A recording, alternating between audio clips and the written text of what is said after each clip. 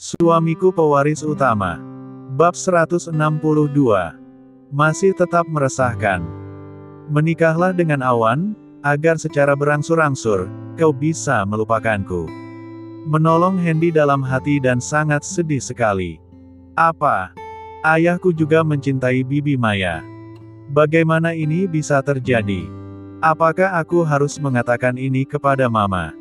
Atau menyerahkannya kepada putusan Papa? Bukankah mereka sudah sama-sama dewasa? Oh tidak. Tidak. Tidak. Aku harus mencari suatu cara, agar Papa bisa melupakan Bibi Maya. Tapi bukankah Papa memang sudah melupakannya? Berarti Bibi Maya yang tidak bisa melupakan Papa. Kalau begitu, hati Bibi Maya saja yang coba untuk dipengaruhi. Gumam Dragon pada sendiri.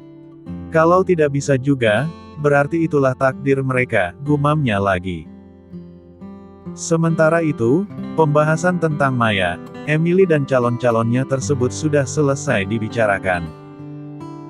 Kini Hendy sedang membicarakan masalah yang tak kunjung terselesaikan, yaitu berita tentang adanya musuh-musuh baru Birawa Group. Dalam pembicaraan itu, Hendy terlihat serius, dengan wajah sedikit masam menahan marah. Dia sebenarnya ingin hidup tentram bersama keluarganya. Tapi rintangan selalu datang silih berganti. Jadi mau tidak mau harus dijalaninya juga. Perusahaanku sudah dalam fase puncak kejayaannya. Tapi itu semakin membuatku tidak nyaman. Musuh datang silih berganti. Hilang satu tumbuh yang lainnya. Untuk itulah aku mengundang kalian datang kemari, selain untuk mendengarkan keputusan dari kedua adikku itu. Tapi tentunya aku meminta maaf sekali lagi pada Paman Tiger juga Rudolph, karena aku memberanikan diri untuk mewakili kalian bertanya pada Maya. Dan kita sudah sama-sama mendengar, apa keputusannya. Ucap Hendy cukup tegas. Sekarang mari kita bicarakan, tentang kemungkinan yang akan terjadi dengan Birawa Group, bila musuh-musuh kita itu datang. Yang pertama adalah kelompok Jun dan Miyazawa. Untuk sementara mereka sudah bisa kita atasi, walau belum sepenuhnya. Mari kita pikirkan, bagaimana caranya membasmi kelompok tersebut sampai ke akar-akarnya. Ucap Hendy berapi-api. Lalu mengalihkan perhatiannya pada Tuan Birawa serta Ivory, dan tak lama kemudian dia berkata. Bagaimana pendapat kakek tentang masalah ini? Tanya Hendy ingin meminta masukan. Kasus ini tergolong berat, karena orang yang kita bicarakan itu tidak berada di negara kita. Jika dia berada di negara ini, itu mudah bagimu untuk menghancurkannya. Jawab Tuan Birawa sebagai pembuka kata. Lalu apa yang harus Hendy lakukan, kek? Apakah Hendy harus mengutus orang-orang kita untuk pergi ke negara tersebut? Tanya Hendy pula. Jika itu memang diperlukan, kenapa tidak? Kalau Jun dan Miyazawa bisa mengutus orang-orangnya kemari, kita juga bisa melakukannya. Kalau dia berani mengirimkan orang-orang kuatnya, kenapa kita tidak bisa? Jadi untuk membalas perbuatannya itu, kita kirim pula orang-orang kuat kita ke sana. Jawab Tuan Birawa enteng saja. Lalu bagaimana dengan yang lain? Apakah kalian bersedia jika aku utus untuk pergi ke negara itu? Ucap Hendy bertanya, dan meminta pendapat dari bawahannya. Kami bersedia Tuan Besar. Selama ini kita telah dijadikan hewan buruan oleh Miyazawa. Sekaranglah waktunya untuk memburu mereka pula. Jawab Adiwilaga tegas, mewakili suara kawan-kawannya. Benar apa yang dikatakan oleh Junior Adil. Aku juga bersedia. Ucap seseorang dengan suara menggema di ruangan tersebut. Kemudian muncul di hadapan mereka secara tiba-tiba. Mereka itu adalah Dragon dan gurunya. Peristiwa tersebut tentu saja membuat orang-orang yang hadir di tempat itu menjadi bengong, dan serasa tidak percaya. Terutama orang yang belum pernah melihat aksi Dragon sebelumnya. Dalam pikiran mereka, bagaimana dua orang itu bisa muncul secara tiba-tiba begitu saja? Apakah ada lorong rahasia yang terhubung dari perguruan ke villa? Pikir mereka timpa-menimpa. Tapi karena tak mau berlarut-larut dalam keterkejutan mereka itu, Handy, Ivory dan beberapa petinggi pengawal, segera bangun dari tempat duduknya, lalu menghampiri Gentala juga Dragon untuk memberi penyambutan. "Apa kabar guru? Dan juga kau Dragon?" Sapa Handy senang dan ramah. "Seperti yang nak Handy lihat. Guru masih sehat-sehat saja," jawab Gentala apa adanya. "Anakku, kenapa datang tidak mengabari Mama? Supaya Mama bisa memasakkan makanan kesukaanmu," ucap Ivory dengan ekspresi senang, tapi dalam hatinya penuh dengan tanda tanya besar. "Bagaimana kau bisa muncul dari udara itu Draco? Apakah ada lorong rahasia di dalamnya?" tanya Ivory polos. "Belum bisa dijelaskan di sini Ma. Nantilah setelah pertemuan ini selesai," jawab Dragon berterus terang. Kemudian mengalihkan perhatian pada Maya, dan melakukan sesuatu. Tapi tak ada yang menyadarinya. "Apa yang membuat guru juga Dragon datang kemari secara mendadak begini? Apakah ada sesuatu yang bahaya?" tanya Handy penasaran. "Aku sudah mendengar apa yang kalian bicarakan tadi, bahkan sudah sangat paham. Musuh yang kalian bicarakan tadi, saat ini sedang bersiap-siap untuk datang ke sini. Tujuan mereka sama, yaitu ingin menculik pemimpin muda, sekaligus untuk membalas dendam, dan menghabisi orang-orang yang telah mengkhianatinya." "Bagaimana guru bisa tahu masalah itu? Apakah dari anakku ini?" reaksi Handy penasaran. "Benar sekali. Dialah yang telah memberitahukan permasalahan ini padaku. Bahkan memperlihatkannya di depanku," jawab Gentala berterus terang. "Ternyata begitu," respon Handy lirih, dan terus saja berdiri diam. Tapi tak lama kemudian dia baru tersadar, bahwa sedari tadi terus mengajak guru juga Dragon, untuk berdiri di tengah ruangan. Bergegas Handy berkata, "Mari guru kita duduk dulu di sana," ujarnya dengan rasa tidak enak hati.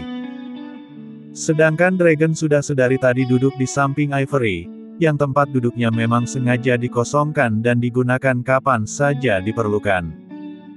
"Silakan lanjutkan pembicaraannya," ucap Gentala penuh wibawa, sesaat setelah memberi hormat pada Tuan Birawa. "Berhubung guru kita, senior kita juga anakku sudah datang, maka kita bisa melanjutkan pembicaraan. Kedatangan mereka akan lebih memudahkan kita dalam mengambil keputusan. Jadi silakan beri masukan, agar bisa dipergunakan nanti. Maaf Ayah. Karena keadaan sudah sangat mendesak. Alangkah lebih baiknya kalau kita datangi pembawa masalah itu di tempat asalnya. Tentang berapa orang yang akan dibawa ke sana, Draco mempunyai cara sendiri," ucap Dragon pada ayahnya. Kemudian mengedarkan pandangannya, serta merilis aura spiritual dan kesadarannya untuk memindai orang-orang yang ada di aula itu. Dan tak lama kemudian dia berkata, "Kakek Adi, Abi Chandra, Taraka, Adi Guna, Paman Iron, Robin, Leon Burgon, Komandan Langit, Awan, Bumi, Erik, Rudolf dan 10 komandan elit lainnya. Aku pilih untuk mengikutiku ke negara tersebut. Ditambah dengan 3 pengawal wanita asal Shanghai, 4 wanita karateka, 3 pegulat pria, 8 pensiunan tentara, 28 ninja, 35 samurai dan 15 asasin. Kita semua akan berangkat ke sana. Tidak menggunakan pesawat terbang atau kapal laut.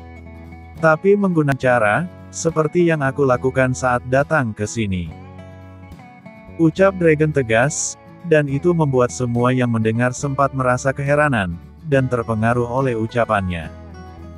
"Apakah itu tidak berbahaya anakku? Orang yang kau bawa terlalu sedikit. Sedang musuh berjumlah banyak," ucap Ivory protes. "Mama tenang saja.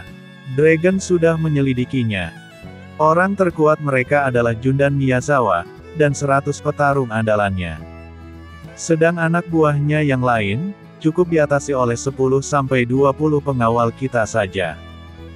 Jawab Dragon menjelaskan. Lalu bagaimana dengan ayahmu, apakah dia tidak akan kau bawa? Tanya Ivory ingin tahu. Kalau itu terserah ayah saja. Mau ikut pun boleh, dan itu akan menjadi lebih baik. Cuma masalahnya, siapa yang akan menjadi pemimpin di sini kalau ayah juga ikut? Jawab Dragon cukup masuk akal. Jadi ayah tidak kau ajak anakku? Tanya Handy pura-pura merajuk. Benar ayah. Ayah cukup memberi dukungan dan doa pada kami saja. Jawab Dragon berdiplomasi. Baiklah kalau begitu, dan sudah sama-sama kita dengar, orang yang ditunjuk untuk ikut ke tempat Miyazawa adalah yang disebutkannya tadi. Untuk itu persiapkan diri kalian dengan baik. Namun kapan waktunya pergi, akan ditentukan oleh anakku ini. Jawab dan ucap Handy pada anak buahnya. Karena mereka akan berangkat lusa. Maka besok malam datangi mereka. Pada malam hari, seluruh anggota kelompok tersebut biasanya sedang istirahat. Tapi tadi sempat kulihat, sepertinya mereka sedang mengadakan taruhan dalam ajang adu kekuatan. Mungkin pada malam harinya, keadaan akan sedikit berbeda. Ucap Dragon menjelaskan. Kalau begitu kalian bersiaplah. Karena tempat yang akan kalian tuju, bukanlah tempat sembarangan. Itu markas besar mereka, yang tentu saja gudangnya orang-orang kuat. Aku tidak mau kalian mengantarkan nyawa secara percuma. Oleh karena itu jangan lengah, agar kalian tidak kalah di sana.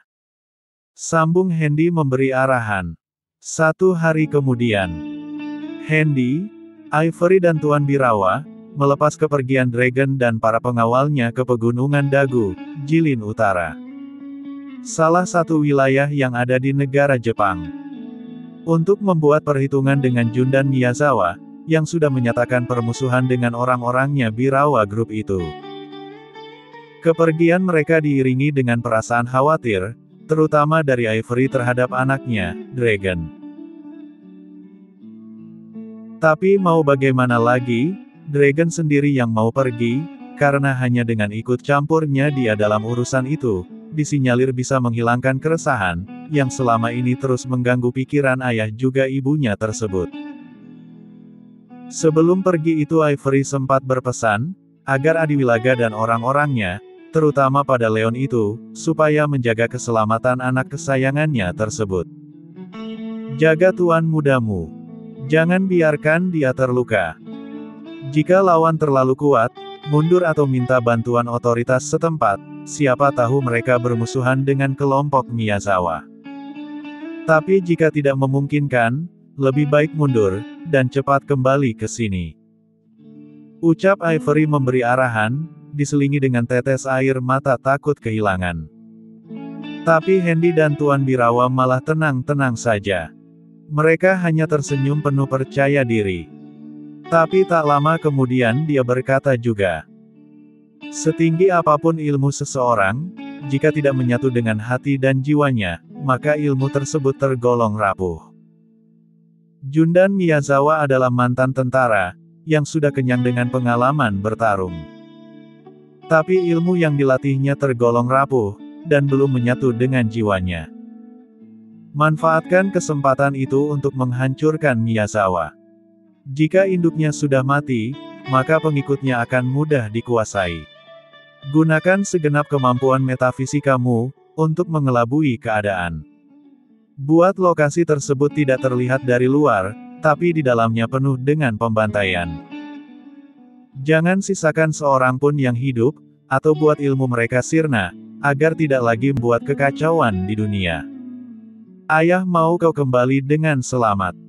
Begitu juga dengan orang-orang yang kau bawa ini. Sekarang berangkatlah. Dan kembali dengan selamat, ucap Handy memberi petuah. Kemudian memeluk anaknya erat-erat, sambil berbisik di telinga Dragon. Jangan buat ibumu khawatir. Mendengar bisikan seperti itu, Dragon menjadi tercekat diam, kemudian mengambil inisiatif untuk mendekati Ivory, lalu berkata. Percayalah. Draco akan kembali untuk Mama tidak sampai besok subuh. Ucapnya mantap. Kalau itu yang kau janjikan, maka Mama sudah bisa tenang. Jawab Ivory tenang, lalu mencium wajah anaknya pertanda merelakan. Tak lama sesudah itu, Dragon merilis ilmu wahyu takwa tingkat tingginya, untuk membawa pengawalnya menuju Gunung Dagul langsung di jantung markas musuh. Seketika lingkaran aura berwarna kuning muncul di tempat itu, dan membuat sekitarnya menjadi terang, serta melingkupi seluruh anak buahnya yang akan ia bawa ke tempat jauh. Sedetik kemudian, orang-orang yang dilingkupi oleh aura tersebut pun menghilang, bersamaan dengan menghilangnya aura spiritual tersebut dari hadapan mereka, dan memasuki suatu tempat yang tidak diketahui. Sepeninggal mereka, Handy, Tuan Birawa, Ivory serta yang lainnya, untuk beberapa saat hanya tercekat diam. Tidak ada yang berusaha untuk membuka suara. Masing-masing tenggelam dalam pikirannya sendiri-sendiri, sambil menganalisa kejadian yang tidak masuk akal barusan itu bisa terjadi di depan matanya. Mereka tidak habis pikir, bagaimana anak sekecil itu bisa melakukan hal besar, yang orang lain tidak bisa melakukannya, termasuk Gentala sendiri. Tapi setelah dijelaskan oleh Gentala, keraguan mereka menjadi sirna. Ilmu wahyu takwa yang dianggap mustahil itu, memang benar-benar ada di dunia ini. Ilmu tersebut diciptakan oleh seorang wali ratusan tahun yang lalu, yang sudah mencapai tingkat kesempurnaan keimanannya. Selain wali, dia juga seorang raja pada sebuah kerajaan besar waktu itu. Dikatakan raja karena dia yang selalu memimpin peperangan melawan kebetulan serta kemusyrikan pada masa itu. Walau raja yang sesungguhnya juga ada. Dengan ilmu tersebut, dia malang melintang membasmi kemungkaran di mana-mana. Rahasia terbesar dalam ilmu tersebut, adalah ketika pemiliknya menguasai level tertinggi. Maka dia bisa berpindah tempat kemanapun yang dia inginkan. Selain itu, dia juga bisa melihat sesuatu yang orang lain tidak bisa melihatnya, dalam jarak sejauh apapun. Bahkan apa yang dibicarakan oleh orang itu, pemimpin muda bisa mendengarnya dengan jelas. Selain itu apa yang ada di dalam hati seseorang dia juga bisa mengetahuinya. Gawat! Jangan-jangan apa yang ada di hatiku ini, anakku juga mengetahuinya. Tunggu. Tadi sebelum anakku datang, aku ada mengatakan sesuatu tentang perasaanku pada Maya. Jangan-jangan Dragon mengetahui dan mendengarnya. Batin Handy dalam hati. Ya ayah benar. Draco memang sudah mengetahui, bahwa ayah masih ada hati terhadap Bibi Maya. Ucap Dragon melalui pikirannya dan dikirimkan pada kesadaran Handy. Apa? Jadi kau juga mendengar apa yang ayah ucapkan tadi? Tanya Handy melalui pikirannya. Benar. Bahkan sangat jelas di telinga Dragon. Jawabnya lagi. Tolong jangan kau beritahukan masalah ini pada mamamu ya. Ucap Handy ketakutan. Ayah tenang saja. Draco sudah merubah perasaan ayah pada Bibi Maya dan sekarang mestinya ayah sudah tidak lagi mencintainya kan? Jawab Dragon dari jarak jauh. Benarkah? Tapi kenapa ayah tidak merasakannya? Sudah dulu ya yah, Draco sudah sampai di tempat tujuan. Jawab Dragon cuek saja tanpa mau merespon pertanyaan dari ayahnya tersebut. Sementara itu di Gunung Dagu, Jilin Utara Jepang. Jundan Miyazawa dan orang-orangnya, terlihat sedang berkumpul di sebuah ruangan cukup lebar. Ada sekitar 50-an orang yang sedang berada di depannya. Mereka dengan setia mendengarkan apa yang disampaikan oleh bos besarnya itu. Laporkan semua persiapan kalian, sebelum besok kita berangkat ke negara itu. Ujar Miyazawa tegas. Gawat bos. Di luar ada kekacauan besar.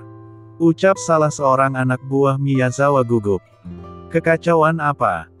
Bukankah kalian sudah ditugaskan untuk berjaga di luar? Tanya Miyazawa geram. Ada sekelompok orang yang muncul secara tiba-tiba di markas ini, dan sekarang sedang membantai anak buah kita di luar sana. Jawab penjaga itu apa adanya. Bagaimana mungkin? Markas ini tersembunyi letaknya. Tidak sembarang orang yang tahu lokasi tempat ini. Bagaimana mereka bisa masuk? Ucap Miyazawa keheranan. Tapi itu kenyataan, bos. Mereka muncul dari tempat yang tidak diketahui, dan sekarang sedang berpesta atas tubuh-tubuh pengawal yang lain. Kalau begitu cepat semuanya keluar. Kita lihat siapa yang berani menyatroni tempat kita ini. Ucap Miyazawa geram. Kemudian bergegas meninggalkan kursi kebesarannya, untuk menuju tempat yang disebutkan oleh anak buahnya barusan. Benar saja apa yang anak buahnya itu sampaikan tadi. Belum juga dia keluar dari ruangan tersebut, jeritan kesakitan terdengar di mana-mana. Mungkin banyak dari anak buah Miyazawa yang terluka atau mati. Sementara itu di luar ruangan, seperti yang diperkirakan, anak buah Dragon sedang berpesta atas tubuh-tubuh tidak berdaya pihak lawan, akibat tidak mampu meladeni kekuatan pihak lawan. Dengan mudahnya mereka tumbang, baik ditampar, ditendang, ditinju ataupun ditebas dengan menggunakan pedang serta katana tajam. Tak satu pun dari mereka yang mampu mengimbangi kecepatan gerak dari orang-orangnya Dragon. Malah gerak mereka yang tertahan, akibat gencarnya pihak musuh dalam melancarkan serangan. Saat itulah Miyazawa dan orang-orangnya datang, dan segera berteriak lantang dengan berseru. "Hentikan!" teriaknya lantang. Kemudian mengedarkan pandangannya pada orang-orang yang sedari tadi terus bergerak liar ke sana kemari, untuk membantai anak buahnya.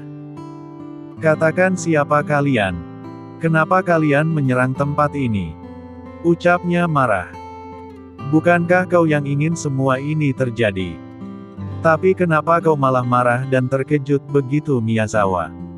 Jawab Adiwilaga cuek saja. "Siapa kau?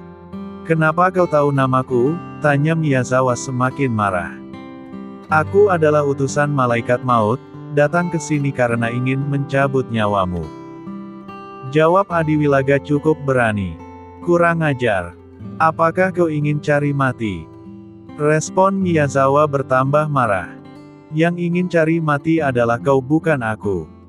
Jawab Adiwilaga menantang. "Sialan. Rasakan ini." Teriak Miyazawa cukup kuat, kemudian melontarkan pukulan jarak jauhnya ke arah Adiwilaga. Tapi belum juga sampai, sebuah kekuatan lebih besar membuyarkan pukulan dari Miyazawa itu. Tapi tidak tahu siapa yang melakukannya. Kejadian itu terlihat wajar, sehingga Miyazawa tidak menyadari juga agak mengetahui apa yang terjadi. Dia hanya tahu pukulannya mental begitu saja, tanpa diketahui penyebabnya. Namun sesungguhnya, kalau pukulan itu tidak terhalang tadi, Adiwilaga juga mampu mengatasi pukulan seperti kecil seperti itu. Namun karena serangan tersebut bukan serangan biasa, maka seseorang berusaha menggagalkannya.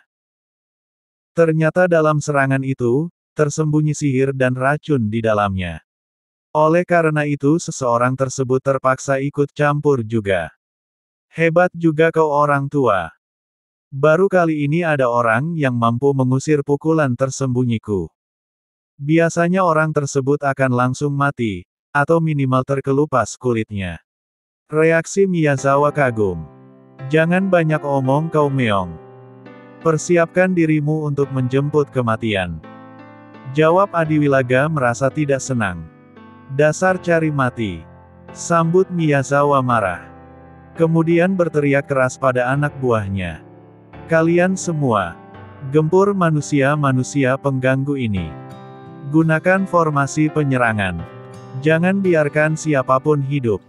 Ucap Miyazawa memberi perintah, dengan berteriak lantang sekali. Beberapa saat kemudian, formasi yang diminta oleh Miyazawa sudah terbentuk, dan membentuk lingkaran besar, di mana Dragon beserta orang-orangnya berada di dalamnya. Lingkaran itu bukan lingkaran sembarangan. Hewan kecil saja jika berada di dalam lingkaran tersebut, tidak akan mampu keluar, baik dari jalan tanah maupun dari jalan udara. Miyazawa tertawa terbahak-bahak melihat pertunjukan itu. Tidak kurang dari 1000 orang atau lebih, tiba-tiba bermunculan dari segala penjuru, membentuk lingkaran kedua, ketiga dan seterusnya, hingga terbentuk sebuah labirin besar di lokasi tersebut. Bukan hanya itu saja, di lingkaran paling depan yang entah datang dari mana, seluruh orang yang berbaris rapi itu memegang tombak di sisi kiri, dan memegang senjata api di sisi kanan. Di barisan kedua dan ketiga juga demikian.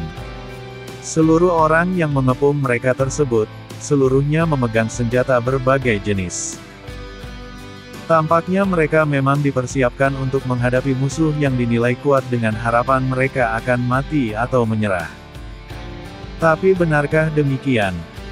Apakah Dragon dan orang-orangnya akan mati, dan kalah hanya dengan formasi labirin kecil seperti itu? Mari kita tunggu kelanjutannya. Bersambung.